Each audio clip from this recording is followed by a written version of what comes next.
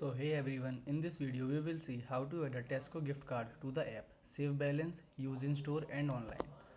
So buy a Tesco gift card in store or online from Tesco and receive either a physical card or a digital code. Open the Tesco grocery and club card app.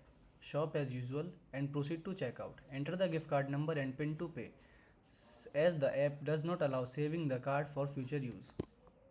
Pro tips are: take a screenshot of your digital gift card so you can quickly access it.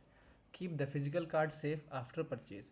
You can use multiple gift cards for one order, and any remaining balance stays on the same card. Step 1 is buy a Tesco gift card. Buy online. Go to Tesco gift card website, pick a gift card, click buy now and enter necessary detail to take it to the checkout and pay the amount you want to load onto the card. You will receive the gift card number and PIN by email. Second one is buy in store.